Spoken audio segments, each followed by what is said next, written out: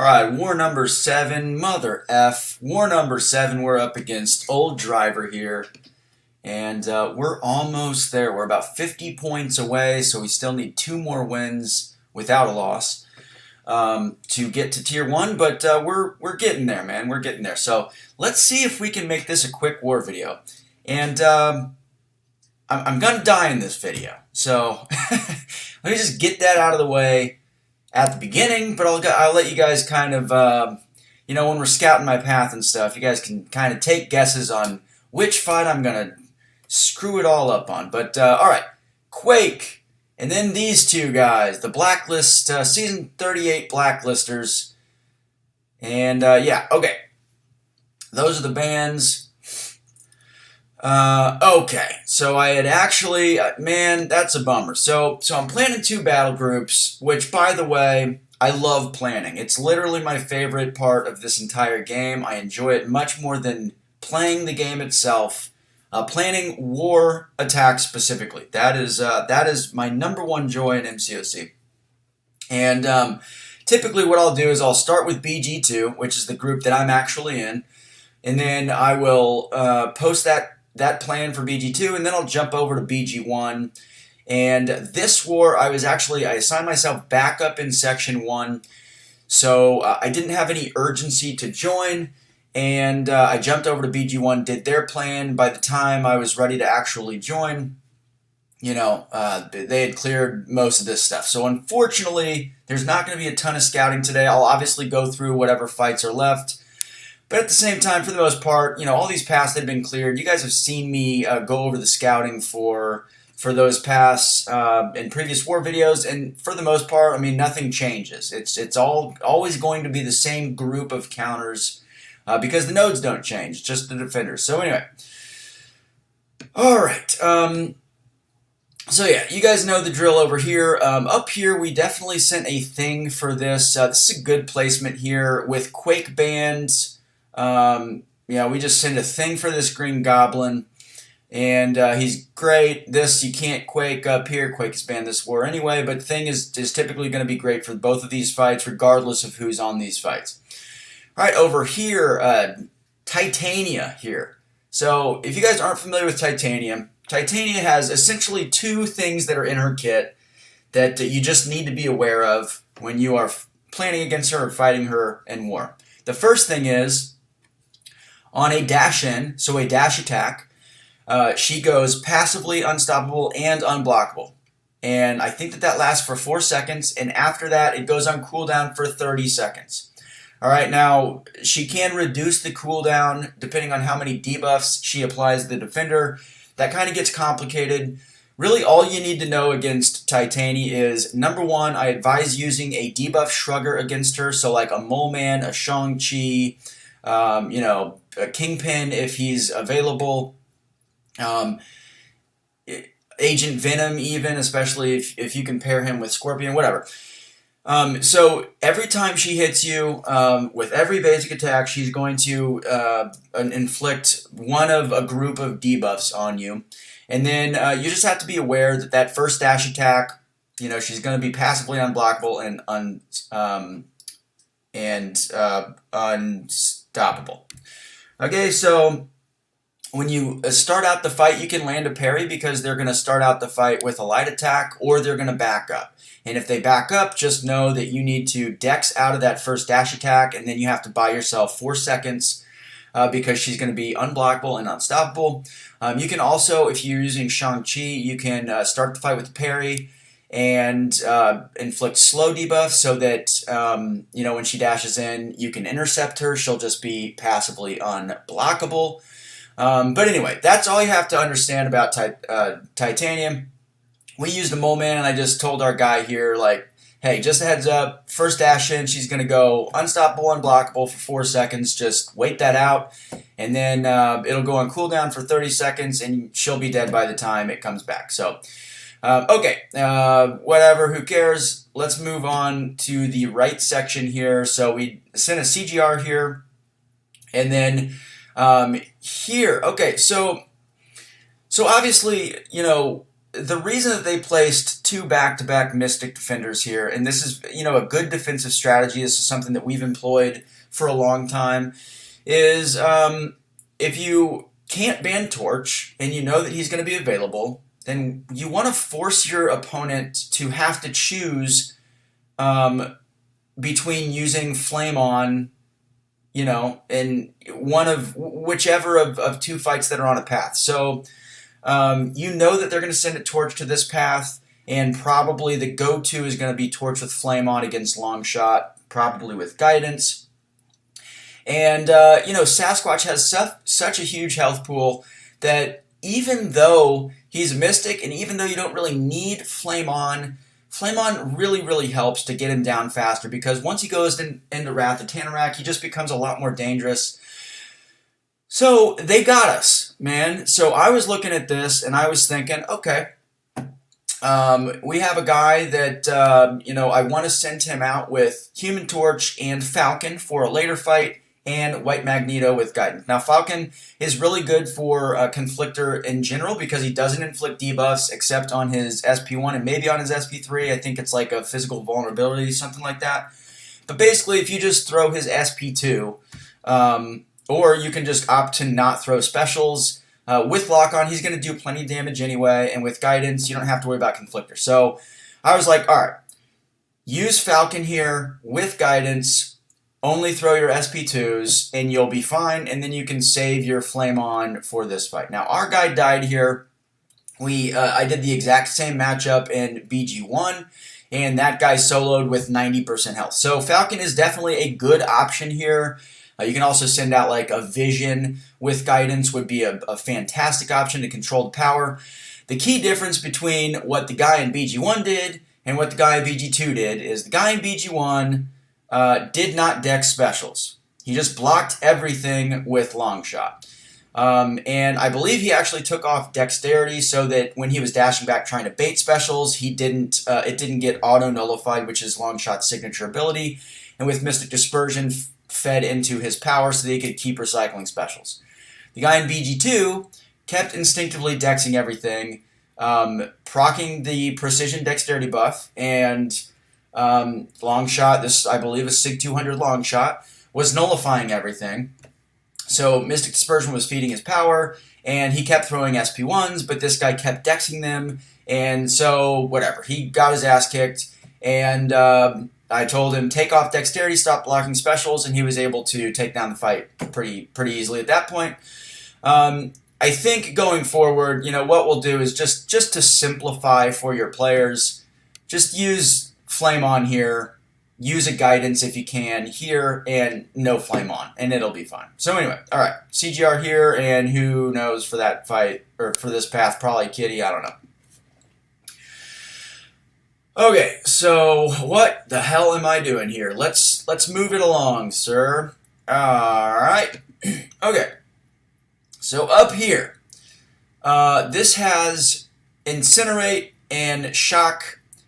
We used a Flame On Torch with Guidance to bypass the Astral Evade, with an Invulnerability boost so you can just ignore his power meter, let him throw all the SP3s he wants, and with an Odin Shock Resist pre-fight so that basically you don't have to play around his phases.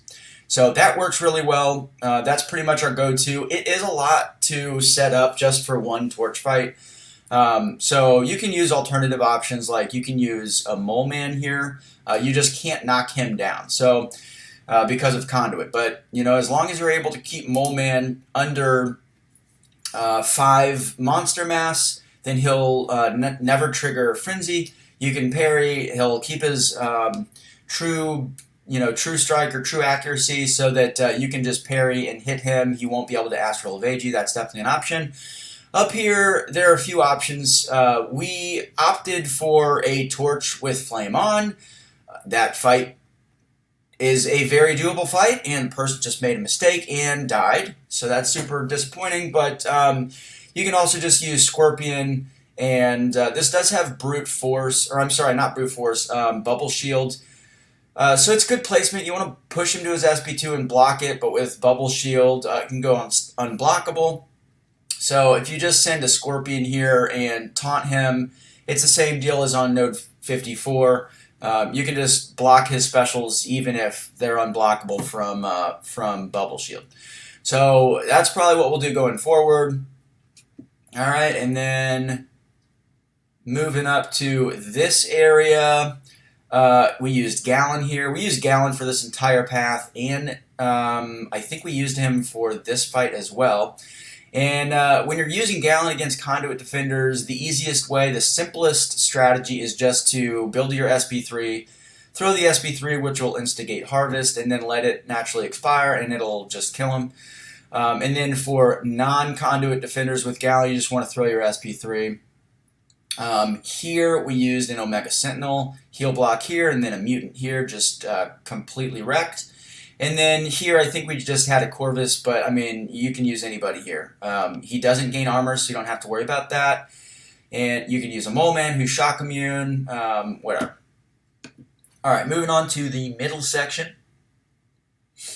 All right, now I'm gonna tell you what fights I took, and you can take a guess where I got my ass kicked. But I took all 4 of these fights here. All right, so. This is Power Snack. It's pretty good placement. I used Omega Sentinel here. Omega Sentinel is pretty strong for Doom with Conduit, especially like a Power Snack node or like a Buffet node if he's ever there, because she can't be nullified. So you can just completely eliminate Buffet or Power Snack from the equation, and then it's just a matter of keeping Doom heal blocked, and that's it. So I used Omega Sentinel here. I used Omega Sentinel here. I used Human Torch here, and I used Cosmic Ghost Rider here. All right, for this path, I think we used like probably a Nimrod here and a Mole Man here. We might have actually, just because this node has, every time the defender throws a special, he armor breaks. Now, with Nimrod, he can be armor broken, but he doesn't lose his own personal armor buffs. So, he can have an armor buff and an armor break debuff at the same time, basically. So, Nimrod is still a good option here, because as long as you have an armor, you're not going to take detonation damage. And then over here, we used Iron Doom for both of these fights. Iron Doom is shock immune with an armor up, so you can just recycle SP1s and then control his power really easily here. All right, moving on to the right section. Talked about this last war video, but there are a few good options for this fight. We just sent a thing here with guidance because we wanted to use a thing here, and then I think we used a Magneto for this fight. Magneto is shock and bleed resistant. He'll just heal with willpower from both of those debuffs, so you can basically just completely ignore that aspect of the fight. And then here, CGR is a really good option for these fights. You can also use a Tiger for these fights. You can use a Rentra for these fights. Whatever the case, you can use an Omega Sentinel here, and then, a Doom for this fight, kind of whatever you want to do. Over here, I think we used Corvus for both of these fights, but you can also use like an Archangel here. You can use, a Hulkling or a Gallon here, and then an Archangel, or you can use Gallon for this as well. It doesn't really matter. And then here we used a Torch with Flame on, but you can use like a Mr. Negative, Archangel. You can use a Dr. Doom if you're smart about playing with the prompts and recycle SP2s and don't get to your SP3 because that'll trigger Fury, which he will shorten the duration of and turn it into a degen. And then Mini Island. We've got a Cersei boss. What we do in this battle group, because we have a couple really strong Tiger players, we just send Tigra. We also send Tigra to this fight and Tigra to this fight. You can use Nebula for this fight. You can use Rentra for this fight. Quake for this fight if Quake is not banned. We used a Falcon here. CGR here. I think I might have actually taken this fight. I can't remember. All right, Gallon on Conflictor is a good placement. We used Archangel with Guidance. So Gallon is not poison or bleed immune. You can basically shut him off once you get him neuroed. We used Archangel for both of these fights. Archangel against an Awakened Immortal Abomination is a complete joke. That takes like 15 seconds. And our main Archangel player has a rank 4 Archangel, so he just took care of both of these fights.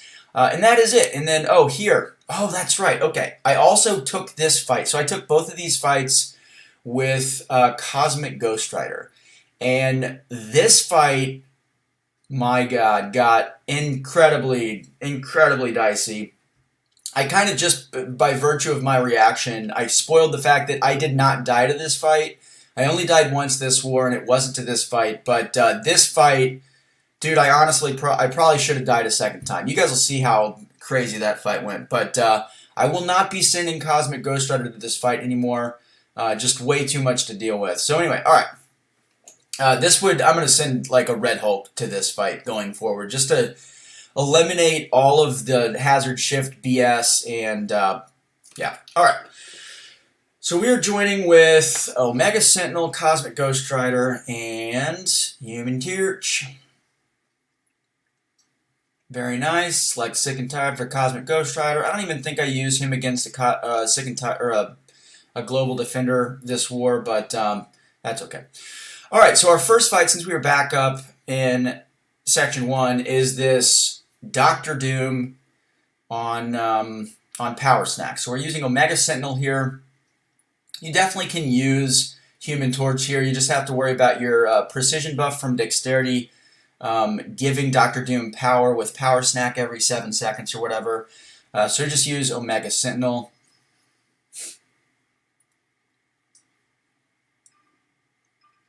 All right, we want to start with the Heal Block debuff, something I'm trying to get in the habit of remembering against Conduit Defenders.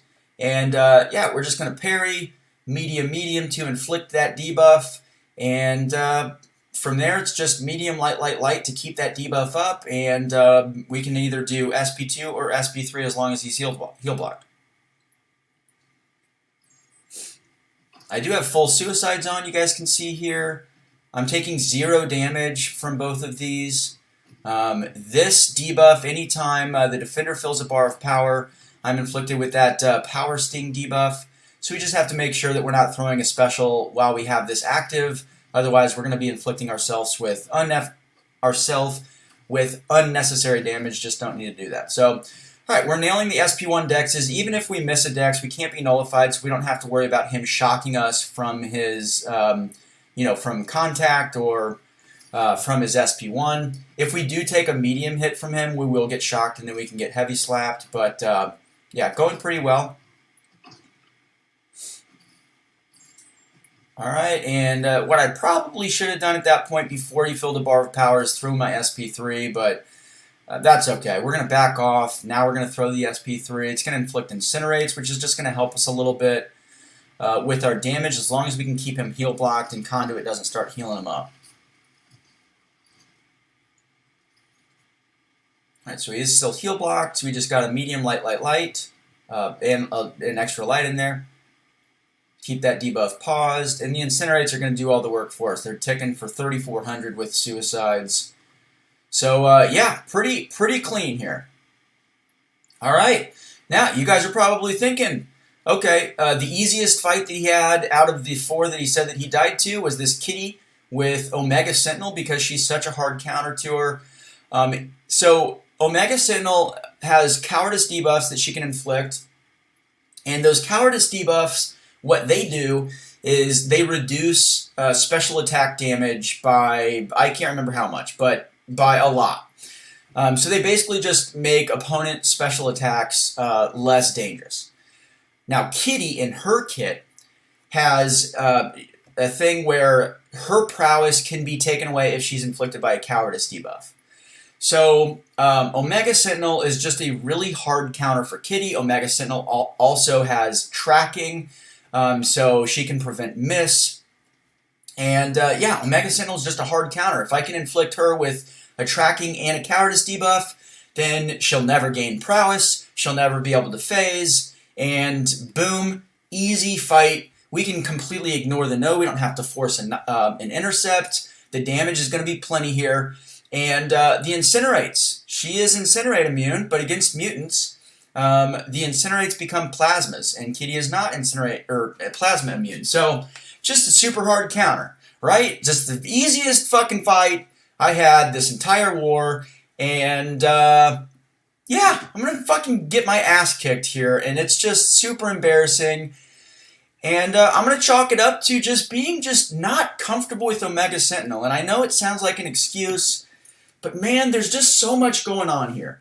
I've taken this exact fight with Cosmic Ghost Rider plenty. It is so easy. You just get your vigilance up. You don't have to worry about her prowess and phasing.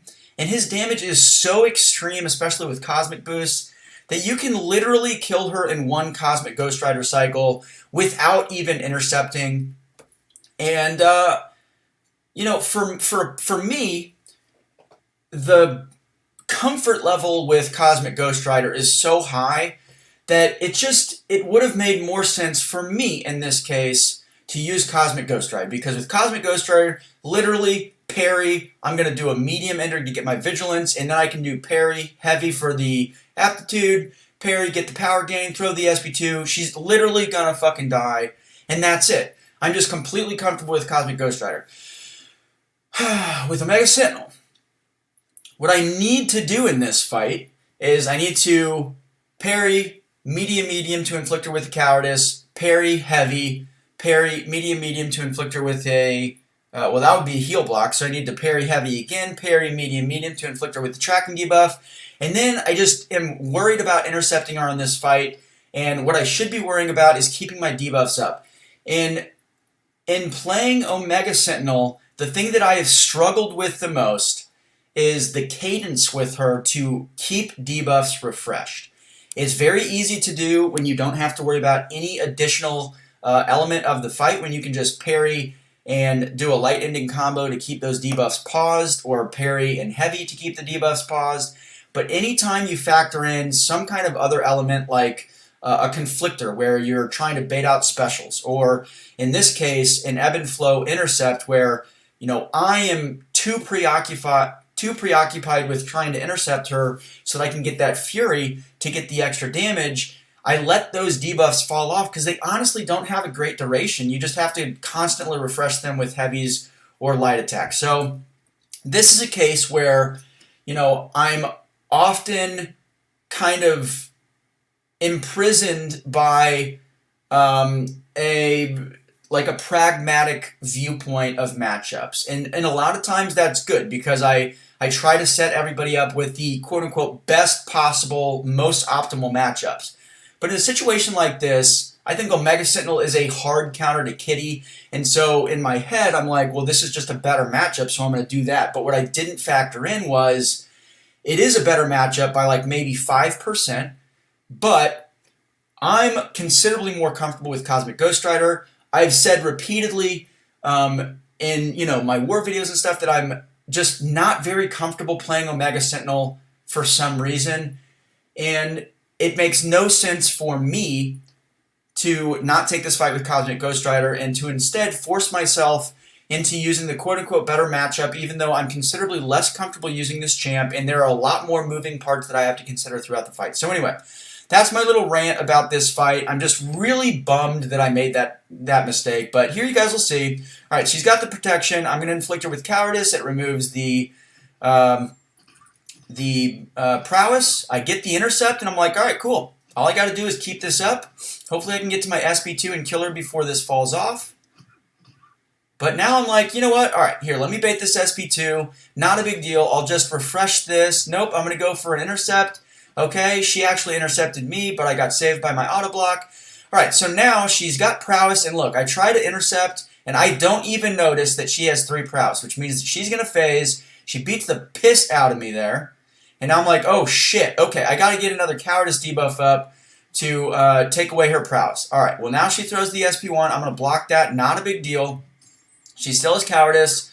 Now she's got a special one, I gotta block this again. Okay, she still has cowardice, so I can intercept her here. Let's do the dash back. Nope, she doesn't fall for it. She's like, fuck you, buddy, I'm gonna get you. Alright, and again, alright, boom. I hit the cowardice. She throws a fucking special. Now I'm like, all right, here we go. Back up, dash back, intercept. No, she doesn't fucking fall for it. All right, here we go. Now I'm like, all right, let's get fucking intercepted and get our ass kicked by Kitty Pryde with a fucking Kitty Pryde destroyer. And man, I was just so bummed. So this obviously ruined my perfect season push. I've mentioned this in previous seasons, but if you're new to following along, and here I'm just like in fucking shock, like literally not doing anything, and I'm just like, what have I fucking done to myself? I have never had a perfect season. I have had, I think, like literally 5 or 6 one-death seasons. So this happens all the time with me. And I've gone back through here. I'm going to even fucking pause this so I can rant a little bit more.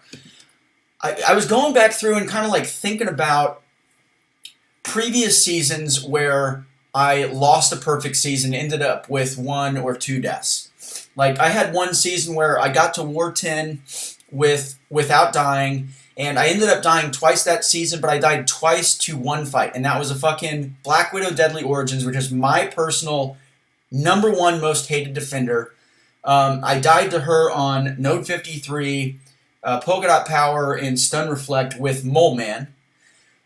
Just because her freaking double mediums get me all screwed up, and then I like, got hit by an SP2 and shit. And I died to that fight twice in a row. Just completely ruined my season. I had a season where I was using Shang-Chi a lot on Path 4, just completely crushing everything with Shang-Chi. And I had an Immortal Abomination on this node here. And I was using Shang-Chi. And the one mistake that I made in that fight was I overboosted with my skill boost. I used max boosted, thinking like, all right, cool, I'm just going to max boost. I'm going to get through this season, perfect season. So I used a 212% skill boost. My first SP2 drops him down to like 15%, but it shoots me up to an SP3, and he's at 2 bars of power. He throws his SP2, so now I'm getting like crazy amount of poison buildup. I can't like keep up with my cleanse wushu strikes because he's got his acid aura up or whatever. And I throw the SP3, it doesn't do anything, and I can't get back to the SP2 to kill him. He ends up I end up dying. He had like 5% left. So it's always like new interactions that I haven't had them before, or I make a decision like this where a computer is going to think like, okay, cool, we've factored in all the fucking elements, and yeah, your best matchup on paper is going to be Omega Sentinel.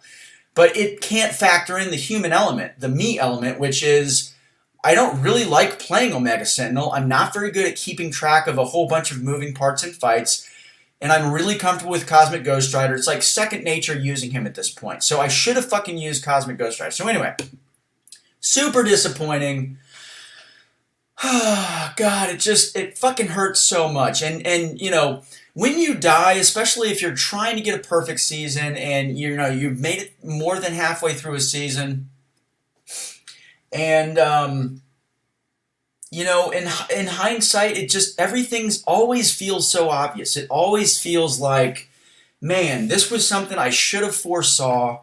I should have thought about it on a more human level and realized, hey, you know what? Cosmic Ghost Rider, I've done this fight with Cosmic Ghost Rider like 3 or 4 times. He just destroys it. There's nothing to even think about in that fight with Cosmic Ghost Rider. Just go with what you know. Go with what you've done. There's no reason to switch it up because you know that Cosmic Ghost Rider works.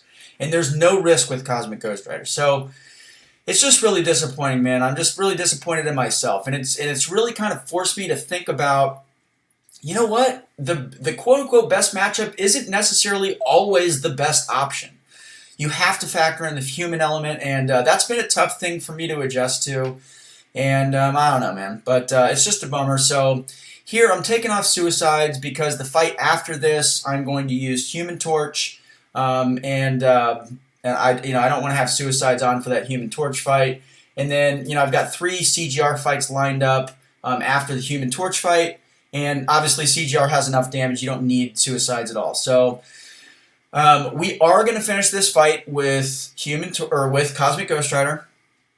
And, I know that she's only got 40,000 health left, but, you can kind of just see how simple and straightforward this is. So we're just going to parry, we're going to heavy, then we're going to go into a medium ender to get our vigilance. Now we can't miss.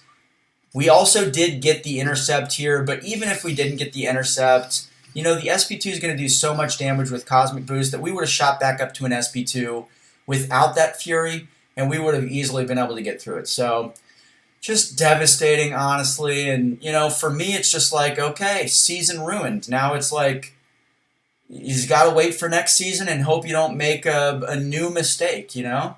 But, you know, I have gotten a lot better over the last several seasons in War. I've become a lot more consistent war player. And I attribute all of that to just all the mistakes, all the hundreds of mistakes that I've made, you know, over the last 4 or 5 years playing, you know, since season started. So, anyway, moving along, man. Let's just got to put your fucking head down and move on. So, all right, here we've got a Rentra. Now, all you need to worry about with Rentra is his mystical charges. You want to keep him under 10 mystical charges at all times. Once he gets to 10 mystical charges, if he gets cornered, he'll trigger a passive unstoppable, and you know he can just ruin your day.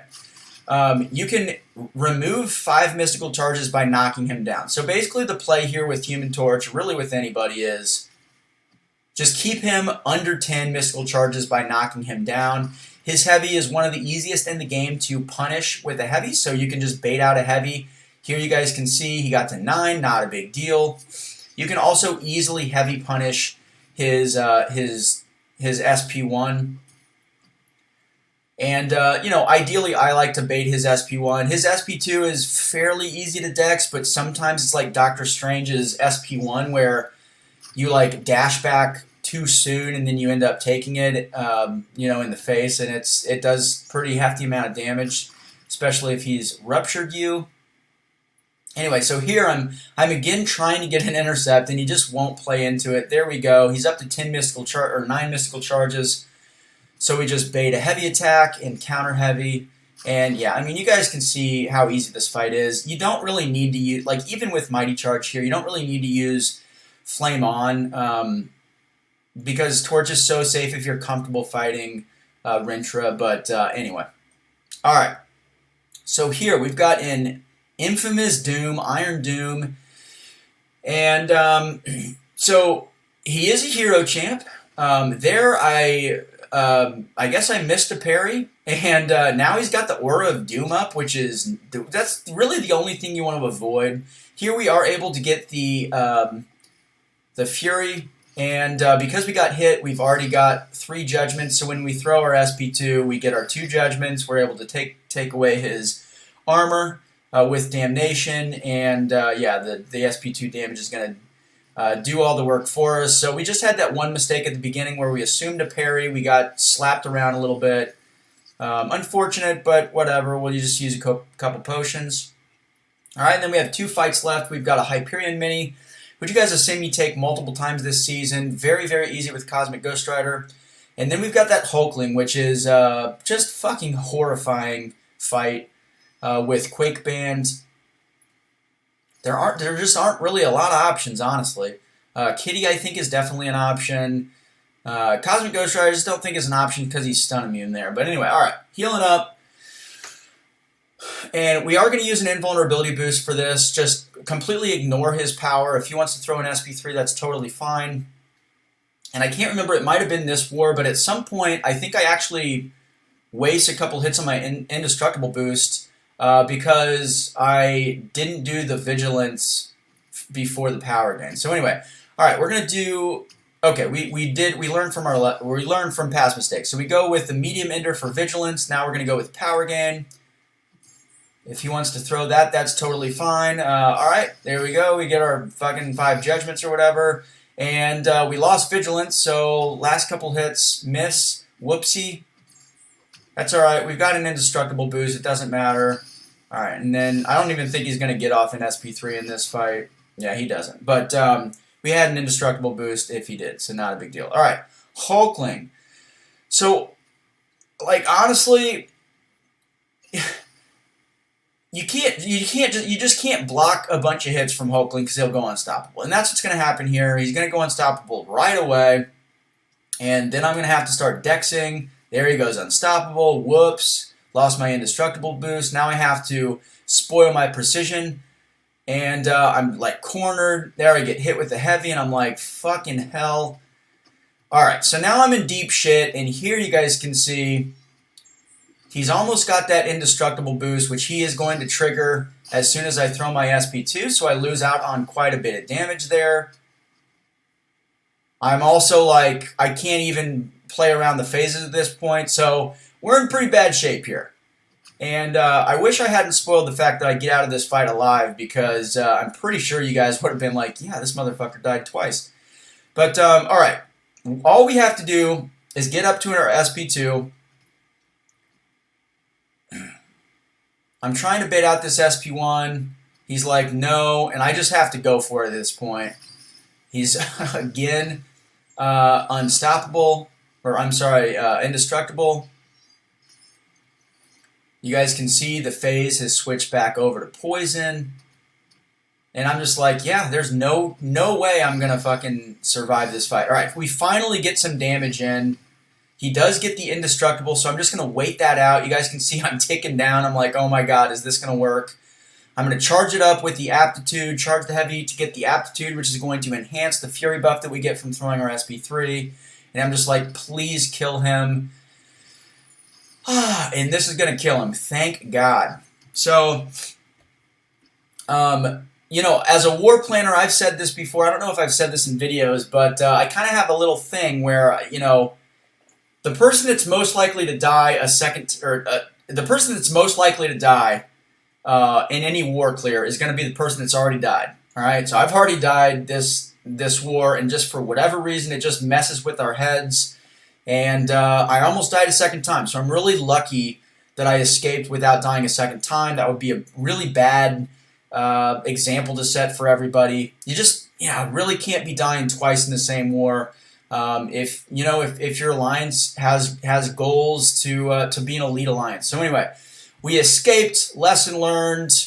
Hard lesson learned on that kitty fight. But all right, that's the war video, guys. I appreciate it. I will see you in the next video.